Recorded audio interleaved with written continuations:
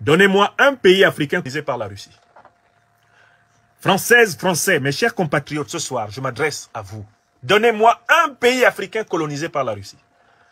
Donnez-moi un pays africain où la Russie a prélevé des nègres vendus et achetés. Donnez-moi un pays africain où la Russie a instauré une colonie de peuplement.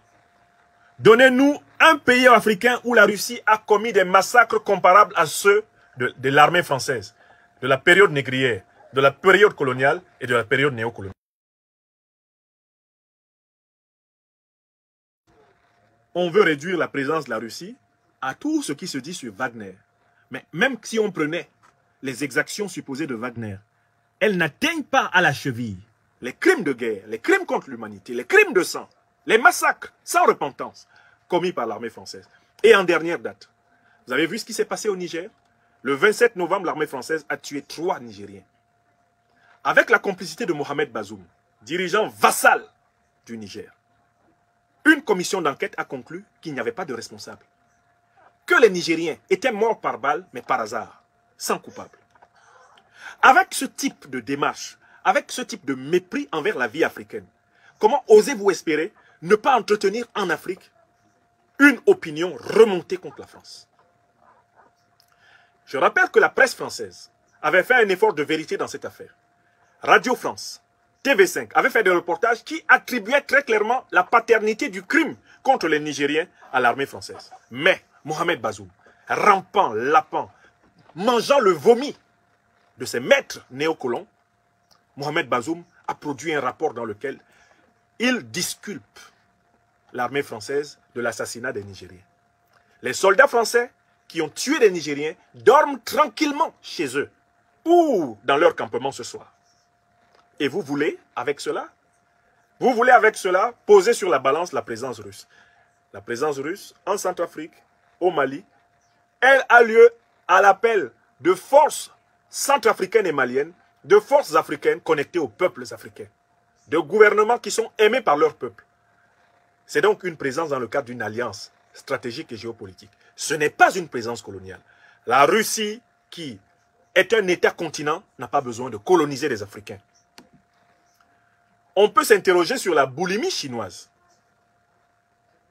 Et les événements de ces derniers jours au Cameroun, avec les contrats léonins que les entreprises chinoises signent avec des États africains corrompus, peuvent nous amener à nous y interroger. On peut s'interroger sur les pratiques et les excès que certains groupes, comme par exemple les sociétés militaires privées, pas seulement russes, mais aussi françaises, mais aussi américaines, mais aussi anglaises, commettent en Afrique. Vous avez raison, je vous l'ai dit pendant notre entretien. Mais pourquoi vous singularisez le cas de la Russie? Pourquoi vous vous focalisez sur la Russie? Est-ce que la Russie est la première puissance à avoir des sociétés militaires privées sur le sol africain? Que faites-vous des sociétés militaires privées américaines? Que faites-vous des sociétés militaires privées britanniques? Que faites-vous des sociétés militaires privées françaises? Je vous ai donné des exemples que vous ne citez pas dans l'article.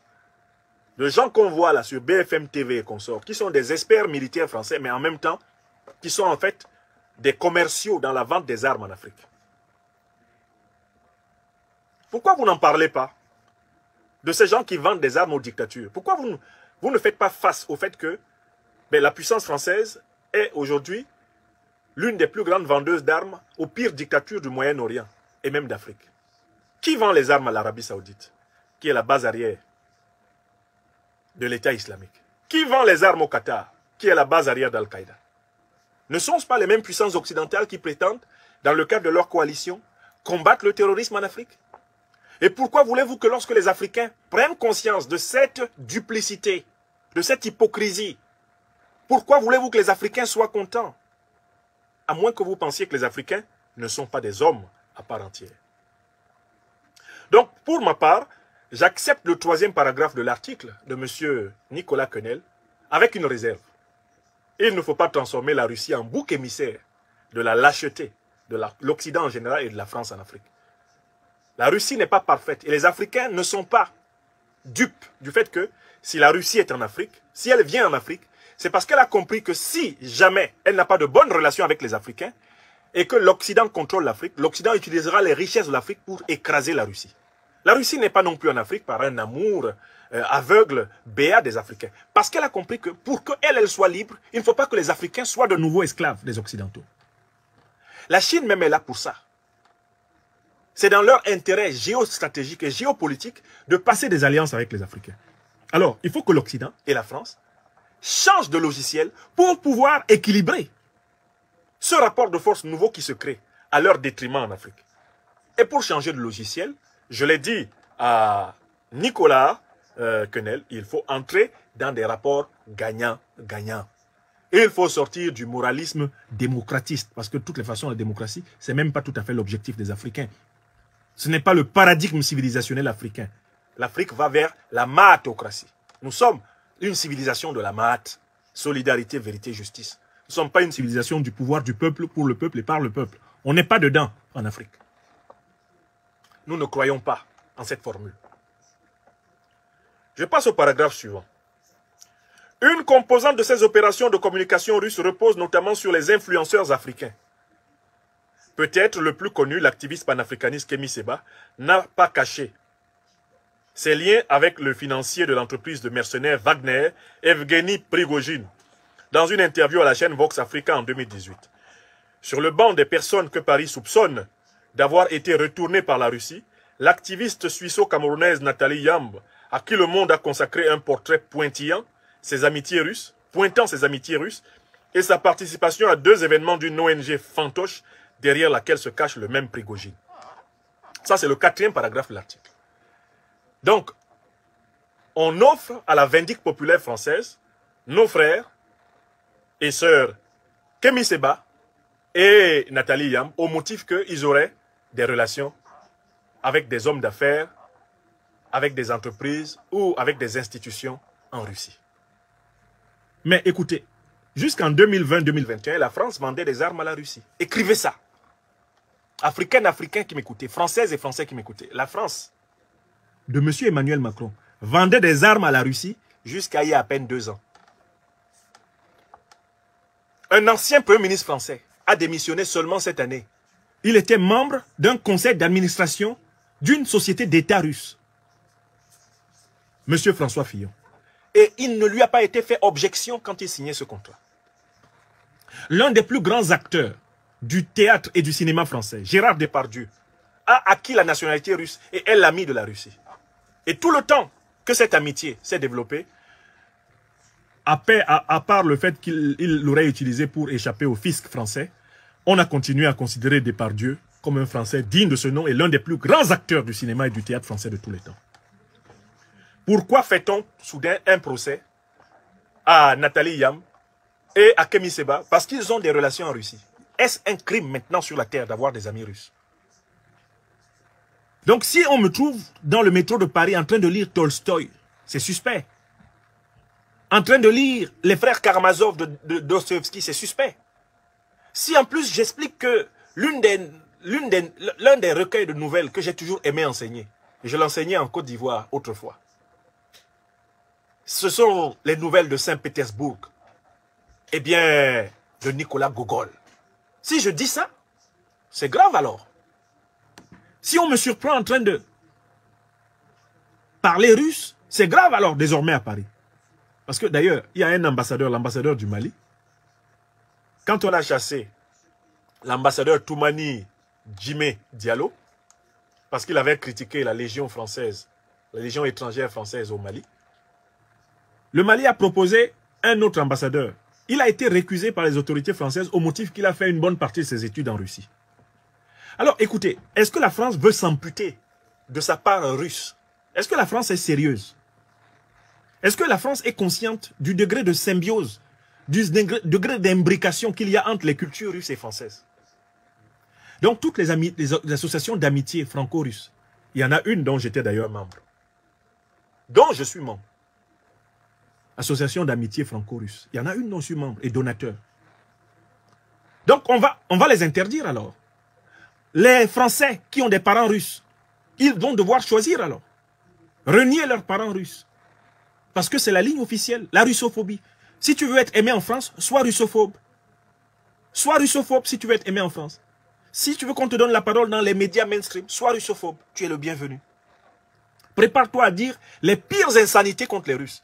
À les menacer par tous les moyens possibles. D'ailleurs, il y a même des réseaux sociaux qui ont autorisé exceptionnellement des discours de haine contre les Russes.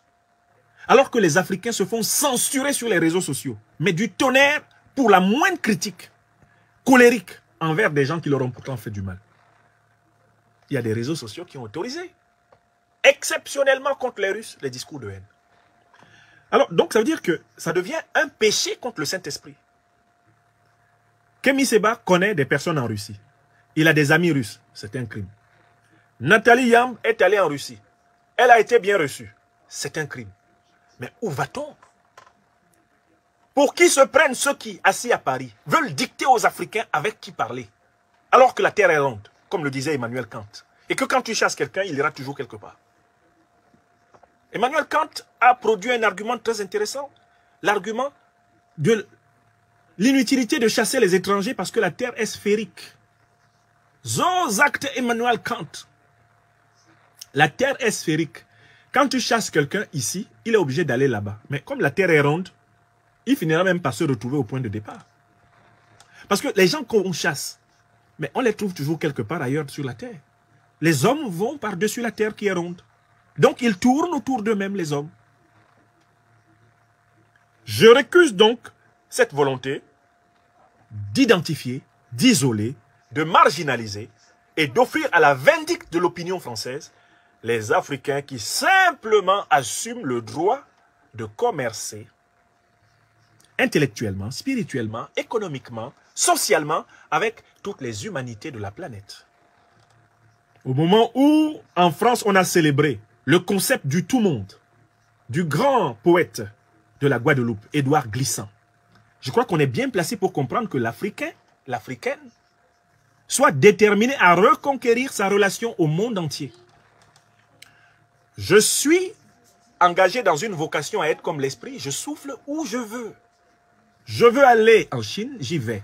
Je veux aller en Russie, j'y vais. Je veux aller à Cuba, j'y vais. Je veux aller au Venezuela, j'y vais. Je veux aller aux États-Unis. Partout où on ne m'empêche pas d'aller, en tant qu'Africain, je me sens libre d'aller. Car je me suis délié intérieurement de toutes les chaînes infligées à mes ancêtres. Je les ai refusées, découpées et jetées dans l'abîme. Cadenassées dans l'abîme. Hors de question que je sois esclave de toute ma vie. Et c'est cette conviction qui traverse aujourd'hui l'Afrique et que j'appelle la conscience de l'Afrique des libertés. On continue. Le paragraphe 4 est raté. Nicolas Quenel fait dans le lynchage, la vindicte populaire. Parce que si on osait interroger les rapports que les citoyens français blancs ont avec le monde des affaires en Russie, on trouverait des gens qui sont encore plus faciles à mettre sous la vindicte populaire que Kémy Séba et Nathalie Yamb. Faites une enquête auprès de citoyens et citoyennes français blancs qui font des affaires avec les Russes. Allez déjà voir les intérêts économiques français en Russie et interrogez les propriétaires de ces intérêts. On a vu l'hésitation de Leroy Merlin à fermer ses magasins en Russie à cause des bénéfices qu'ils y font. Allez demander à Total. Et aujourd'hui, nous savons, grâce à Bloomberg, que 50% des entreprises européennes clients du pétrole et du gaz russe ont accepté de payer en roubles. Et c'est nous, les Africains, que vous voulez brider. Ah non, vous n'avez pas l'autorisation. Hein? Non. Si on vous voit à Moscou, là, c'est un problème. Mais vous êtes à Moscou. Vous êtes à Moscou. Vous avez accepté de payer. 50% des entreprises occidentales se sont pliées à la règle de Vladimir Poutine. Et ce sont les Africains qui n'ont pas le droit d'aller à Moscou alors. Mais écoutez, Moscou est l'une des rares villes d'Europe qui porte le nom des Africains au plus haut lieu, au pinacle. Je ne suis jamais allé à Moscou, mais je sais qu'à Moscou, il y a une université qui s'appelle Université Patrice Lumumba pour l'amitié des peuples à Moscou. On en a où à Paris? Où sont les héros de l'Afrique à Paris? Pourquoi vous disiez aux Africains n'allez pas à Moscou? Là-bas au moins, nous avons quelques monuments aux véritables serviteurs de l'Afrique. Là-bas au moins, il y a une camaraderie de lutte qui a lié les Russes et les Africains pour combattre le colonialisme en Afrique. L'Angola, le MPLA ne serait pas au pouvoir sans la Russie via le Cuba. Le Frelimo du Mozambique ne serait pas au pouvoir sans la Russie, qui l'a aidé à lutter contre le colonialisme portugais. L'ANC en Afrique du Sud, vous ne comprenez pas pourquoi ils ne votent pas comme vous à l'ONU contre la Russie. L'ANC ne serait pas là si la Russie ne l'avait pas soutenu. De nombreux pays africains qui ont connu un processus d'indépendance réussi, même la Guinée, Conakry, de Sékou Touré, mais ils n'auraient pas réussi ce parcours sans la Russie. Pourquoi voulez-vous que les Africains, comme le disait le président Mandela, déterminent leurs relations internationales en fonction de vos intérêts à vous, et non pas de leurs intérêts à eux? Mais si je vais en Russie, c'est que ça m'intéresse. Et c'est mon problème. Comme Gérard Depardieu va en Russie parce que c'est son problème et ça l'intéresse. Comme François Fillon va en Russie parce que ça l'intéresse et c'est son problème. Pourquoi vous, occidentaux blancs, vous auriez le droit de faire des affaires avec les Russes quand ça vous arrange, et nous, citoyens africains d'Occident, on n'aurait pas le droit de faire des affaires avec la Russie quand ça nous arrange? Ne sommes-nous pas des hommes sur le même niveau d'égalité? Nous ne sommes pas sur le même niveau. Nous ne sommes plus frères. Nous ne sommes plus tous libres et égaux, comme vous le proclamâtes. En 1789, tout d'un coup, nous sommes inégaux. Mais est-ce que c'est nous qui passons le temps au téléphone à appeler Poutine? C'est nous? Vous, vous avez le droit, pas nous. Pourquoi? Parce qu'on est noirs et que nous sommes descendants d'esclaves. C'est fini. On est noirs et on est libre. C'est pas mais on est libre. Mais je dis bien on est noir et on est libre. Et on est content d'être libre. Voilà. Et voilà ce que j'ai essayé d'expliquer à mon jeune compatriote Nicolas Quenel. Je lui ai dit, attention, vous avez affaire à une génération d'Africains qui n'est plus dans vos enclos. Et nous qui vous parlons ici en Occident, nous tenons un langage qui vous est accessible. Ceux qui sont sur le continent là-bas, comme on dit à Abidjan, ils ne durent pas dans mauvais rêves. Parce qu'ils sont confrontés à un cauchemar quotidien. Et ils n'ont pas le temps de convaincre ceux qui les persécutent. Ils songent à les vaincre. Nous, on a le temps de convaincre. Parce qu'on est dans votre main ici, déjà d'une. Si on parle fort, vous nous éliminez, non? C'est comme ça que Moumia a été éliminé en novembre 60 à Genève. Si on parle fort, on sait. Un proverbe de mon pays natal dit que quand tu as ta main dans la bouche de quelqu'un, il ne faut pas le gronder. Donc, comme on a notre main dans votre bouche, on parle doucement. Mais ce n'est pas parce qu'on parle doucement qu'on ne doit pas dire la vérité. Quand même. Parce qu'après tout, même quand on ne dit pas la vérité, même ceux qui n'ont pas dit la vérité en Afrique, ils crèvent. Paragraphe suivant, on arrive à mon cas. Mais au-delà de ces fers de lance des opérations informationnelles du Kremlin, comme l'est décrit un haut fonctionnaire français interrogé par Marianne, celui-là on ne donne pas son nom, hein. L'émergence de nombreux autres influenceurs sur le web finit par attirer l'attention de Paris. Ouh là là, on arrive maintenant sur ceux qui attirent l'attention de Paris, parce que ceux-là, au moins Paris a vérifié qu'ils ne sont pas financés par le Kremlin. Parce qu'on suppose que Kémy Séba et Nathalie Yam sont financés par le Kremlin. On n'a pas donné de preuves. Hein. Ça mérite des procès en diffamation. Hein. Si je suis à la place de ma sœur, Nathalie Yam, et que si le Kremlin ne m'a pas donné, je porte plainte. Voilà, je leur porte plainte. Rien que pour le symbole. Pour diffamation. Mais si le Kremlin vous a donné, il faut dire que oui, il a donné, vous avez pris. Vous comprenez? Est-ce que vous comprenez ce que je veux dire? Si le Kremlin, Kémy Séba, c'est mon jeune frère, je peux le lui dire en inbox, je le lui dis aussi ici. Kémy, si le Kremlin t'a donné pour te soutenir, il faut dire oui, il m'a donné. Parce que quand le Kremlin donne à Gerhard Schröder, Schröder dit oui, il m'a donné. Quand le Kremlin donne à François Fillon dit oui, il m'a donné. Quand le Kremlin donne à Gérard Depardieu, il dit oui. Donc toi aussi, si on t'a donné, tu dis oui, et puis tu avances. Et il n'y a rien. Ce n'est pas un crime d'accepter. Les autres passent des contrats. Si vous passez des contrats, c'est votre droit. Donc, je ne comprends juste pas où est le problème. Il y a des tas de Français, de toutes origines, qui ont des contrats avec la Russie. qui sont actuellement en train de faire de l'argent avec la Russie. Je vous ai cité, il y a 50% des entreprises qui ont accepté d'ouvrir des comptes en roubles pour continuer à acheter le gaz et le pétrole russe. Ce ne sont pas des Français, ce ne sont pas des Allemands, ce ne sont pas des Italiens, de toutes les couleurs. Et pourquoi est-ce qu'on prend en chasse Kémy Séba, on prend en chasse Nathalie Yam? Eh bien, c'est parce qu'on veut poursuivre le projet néocolonial. Parce qu'on estime que ceux-là n'ont pas le droit de participer au monde des transactions libres. Ben, maintenant, on s'inquiète de ceux qui, et je remercie Nicolas Quenel de s'être renseigné auprès des hauts fonctionnaires français avant de m'interroger. Ils ont vérifié que je ne perçois pas d'argent russe, que je ne suis pas l'homme de la Russie, que je ne suis pas un espion russe, car je ne le serai jamais.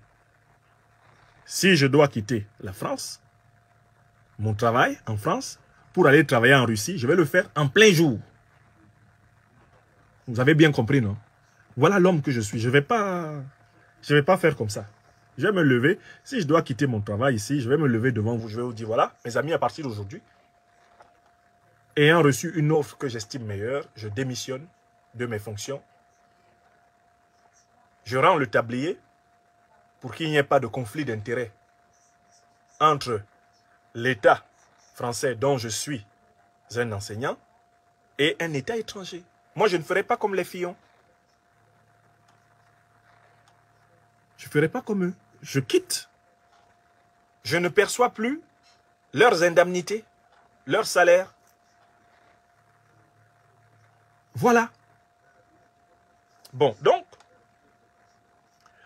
maintenant on arrive donc à la partie du texte qui est consacrée à votre serviteur. Il y a tout un sous-titre pour moi tout seul. C'est intitulé « Un prof en photo avec le putschiste malien Assimi Goïta ». Alors, on est arrivé. Un prof en photo avec le putschiste malien Assimi Goïta. J'espère que vous savez de qui on parle. Ça ne va pas durer. Écoutez donc la suite. Mais avant de commenter la suite, je commence d'abord le sous-titre. Parce que ça, c'est pour moi. C'est moi qu'on me présente comme ça. Quand Jean-Paul Sartre, professeur agrégé de philo comme moi, se lève et va voir Fidel Castro avec une autre professeure agrégée de philo comme moi, Simone de Beauvoir, dans les années 60. Et il prend une photo avec Fidel Castro. Est-ce que vous savez que c'est l'une des photos les plus cultes de l'histoire de France et de l'histoire même des luttes de la gauche? Est-ce que vous le savez?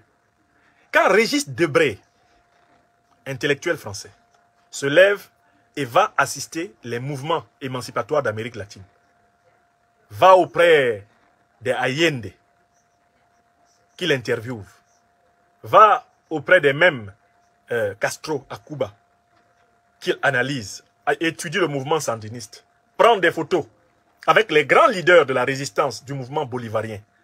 Est-ce que vous savez que les photos de Régis Debray sont ce qui l'a rendu célèbre? Régis Debray prend des photos avec des révolutionnaires qui ont fait des coups d'État dans leur pays pour instaurer des régimes justes. Sartre prend des photos. Sartre a été à Moscou